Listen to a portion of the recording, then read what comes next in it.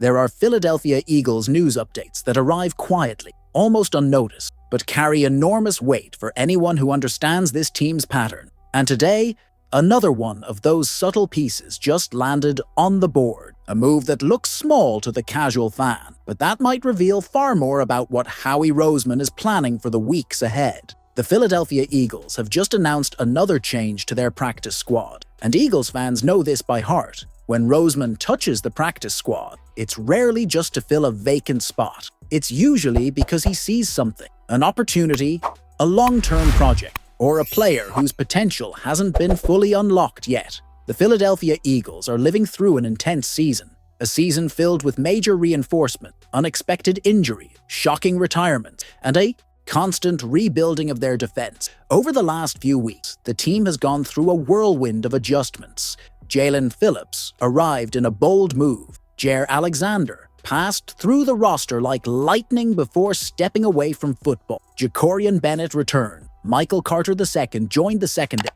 and the defensive depth chart continues to shift almost weekly. Inside this storm of decision, Philadelphia made another move, one that might look minor on paper but speaks volume about their long-term strategy. The Philadelphia Eagles have signed defensive end Titus Leo to the practice squad. In a corresponding transaction, cornerback Ambry Thomas has been released. Simple? Maybe at first glance, but the story behind these two names goes much deeper. Titus Leo, now 26 years old, is one of those players whose NFL journey has been anything but straightforward. Drafted in the 6th round by the Indianapolis Colts in 2023, out of tiny Wagner College, he came into the league with big athletic upside but raw technique. He signed a standard 4-year, $4 million rookie deal. Then came the reality of the NFL. He was waived by the Colts after the preseason, re-signed to the practice squad, signed away by the Patriots, waived, claimed by the Titans,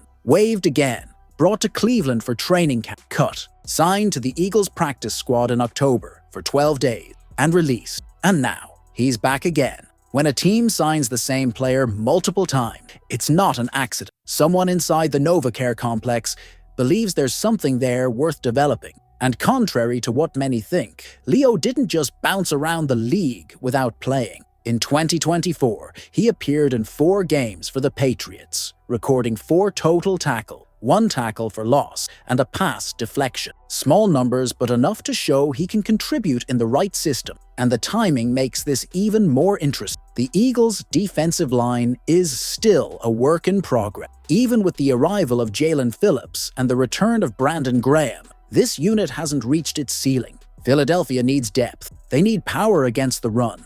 They need fresh rotation bodies for late-season football, something absolutely essential in the aggressive scheme this defense wants to play. Titus Leo may not be a star. He may not yet be a difference maker on Sunday, but he is athletic, explosive, versatile. And those qualities matter a lot in Philadelphia's developmental pipeline. Then there's the other half of the transaction, the release of Ambry Thomas. The cornerback had been trying to carve out space since arriving earlier this season, but the secondary became overcrowded fast. Bennett returning from IR, Carter II coming via trade, the brief arrival of Jaire Alexander. Thomas went from depth piece to expendable almost overnight. That's Roseman's logic. When one unit gets too crowded, another unit gets reinforced. This move is consistent with a pattern the Eagles have followed for years. Fix weaknesses immediately. Strengthen depth relentlessly. Build a rotation that stays fresh, physical, and dangerous in December and January. Titus Leo fits perfectly into this philosophy. He's cheap,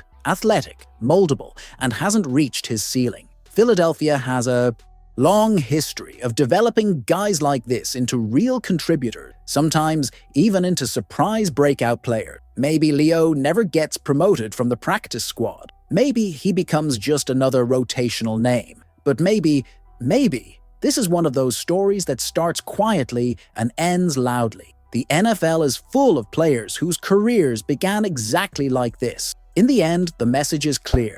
The Eagles aren't just collecting bodies. They're executing a plan that starts with moves nobody talks about and ends with a defense peaking when playoff football arrives.